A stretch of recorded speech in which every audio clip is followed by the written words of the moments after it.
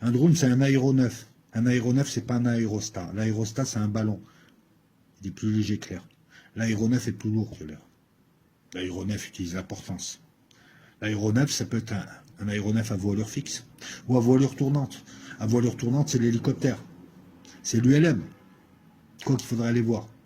Parce qu'il fait les deux, fixe et tournant. Et l'aéronef, c'est le drone, le bourdon.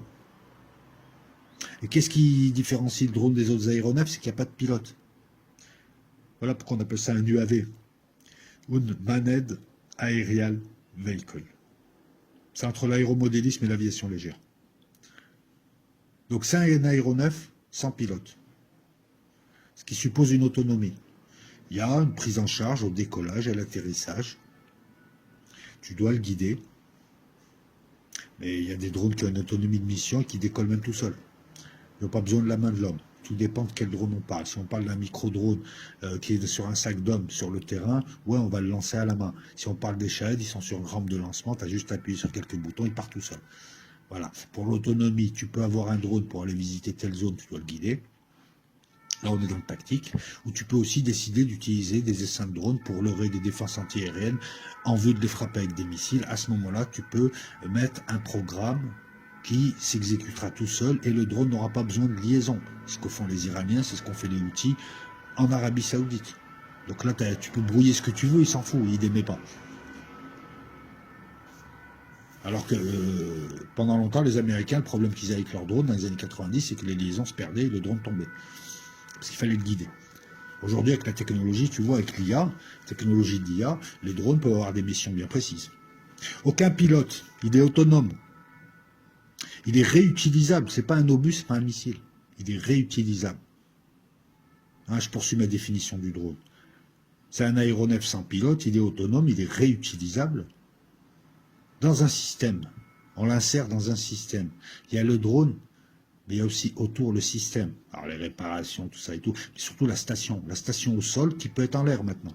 Tu peux diriger des drones d'avion. Tu as une station avec des personnels qui dirigent ou qui regardent.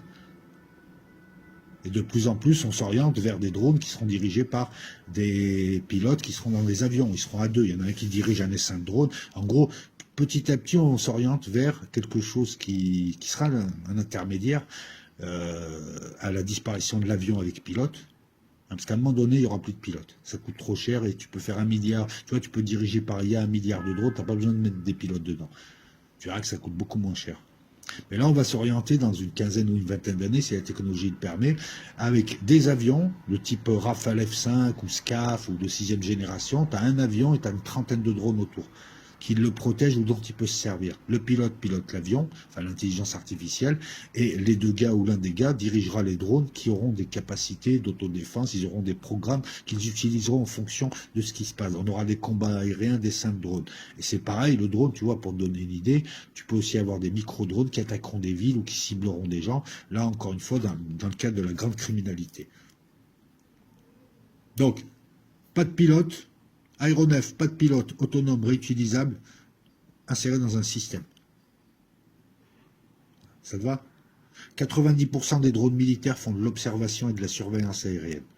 On surveille une zone, on observe quelque chose de précis qu'on a repéré lors de la surveillance. On peut aussi surveiller un endroit bien précis alors qu'on observait le terrain. Tu vois les nuances, hein, c'est comme les reconnaissances et les éclairages. Ben, il y a différents, bref. On va pas s'éparpiller. C'est déjà suffisamment long comme ça.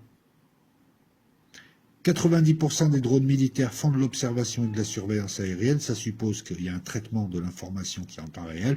Ça suppose que derrière, il y a des opérateurs qui regardent, qui recueillent l'information en temps réel, qui l'analysent et qui décident ou pas de profiter d'une opportunité, de relayer, de prévenir, de demander un tir d'artillerie pour une batterie qui se baladerait. Tu comprends maintenant pourquoi tu as des batteries d'artillerie qui se cachent un petit peu partout dans la forêt et qui attendent. Ils attendent des ordres. Ensuite, elles font un réglage. Elles mettent les coordonnées GPS. Le drone a acquis une cible dans une zone, et pim, pam, poum. Au milieu, tu as ces gens. Donc là, par exemple, en Ukraine, on est plus dans ce cadre-là. Ben oui, parce que si tu mets des drones télécommandés pour une mission, que tu n'as personne qui regarde ce qui se passe derrière, tu vas rater des opportunités. Ouais, ce sera l'autonomie pleine entière, mais ils feront pas le reste. Là, par exemple, les drones d'observation sur le théâtre d'observation ukrainien, sur la ligne 0, tu as des drones de part et d'autre qui observent dès que les autres déclenchent une attaque. pour ça qu'en général, ils déclenchent des attaques quand il pleut, quand le plafond est bas, quand les drones sont brouillés. C'est ce que font les Ukrainiens. N'oublions pas qu'il est réutilisable aussi.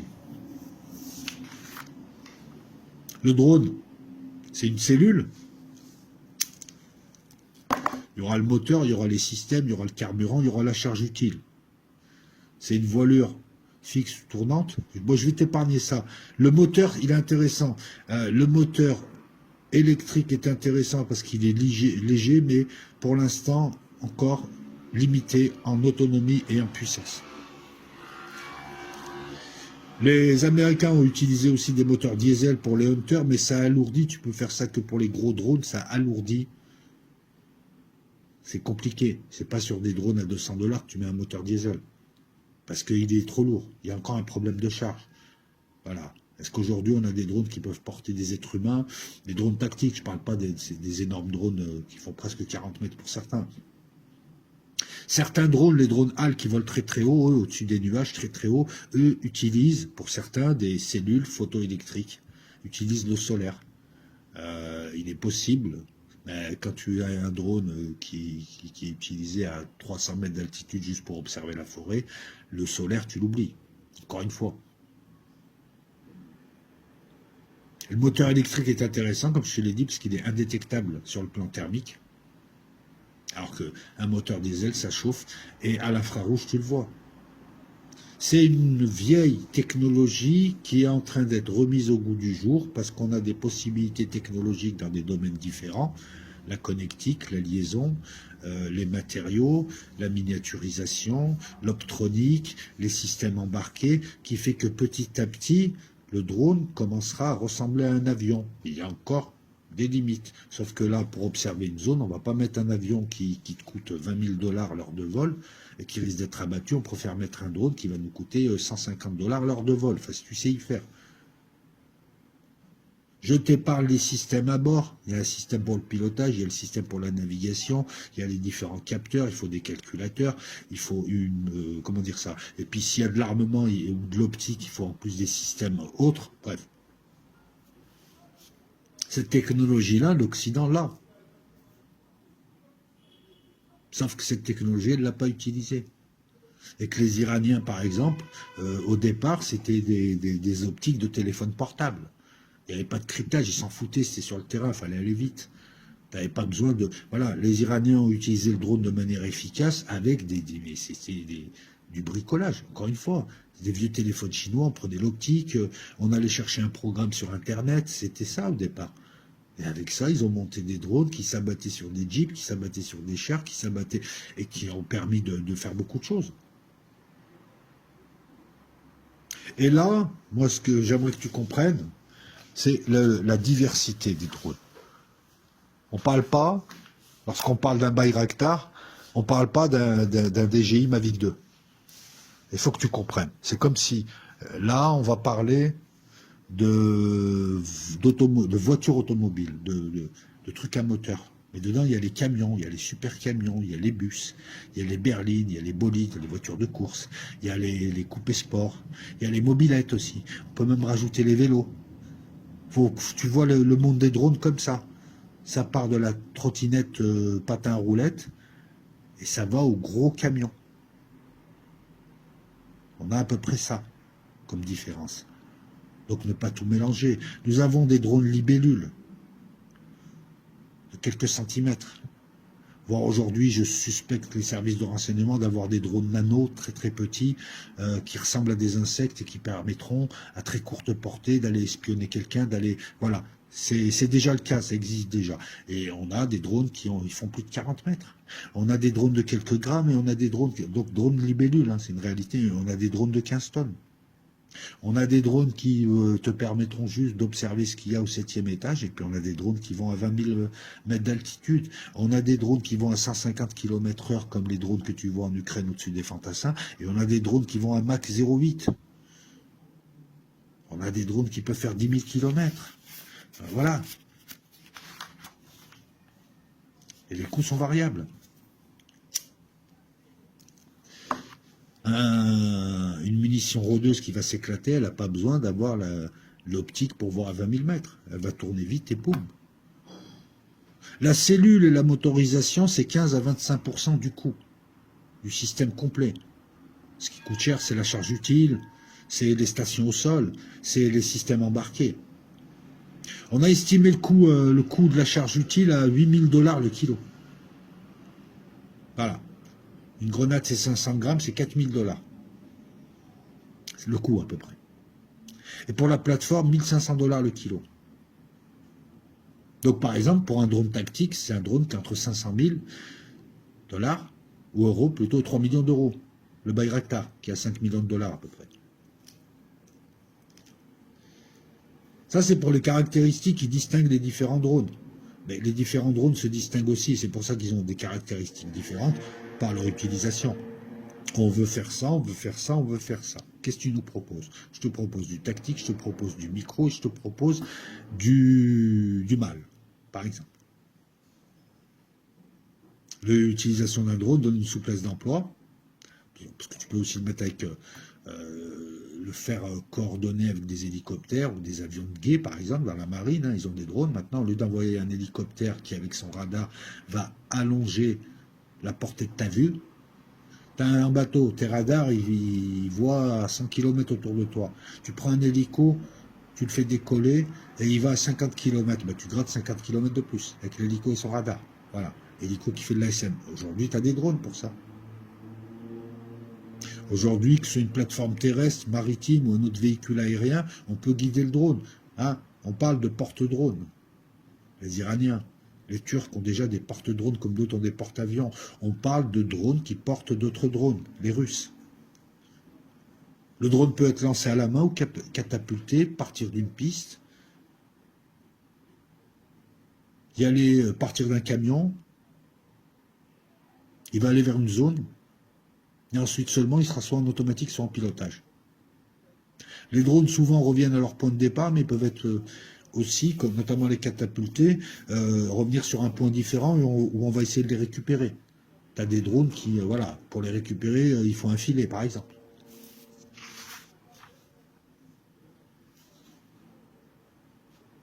Je regarde mes notes, et le drone appartient à un système, donc. Ceux qui le lancent, ceux qui le récupèrent, ceux qui conduisent la mission et qui traitent le vol, les données, hein, par le décryptage, l'analyse, la retransmission. Donc il n'y a pas que le drone, le système de transmission, sa charge utile, son optique, sa motorisation. Tout ceci est maîtrisé par l'Occident. Les autres l'ont redécouvert. Sauf que les autres, ils n'en avaient rien à foutre d'avoir un truc ultra technologique, encore une fois. On envisage, encore une fois, aujourd'hui, une station de contrôle dans un avion gros porteur. C'est-à-dire que tu as un avion en l'air et il va gérer des milliers de drones.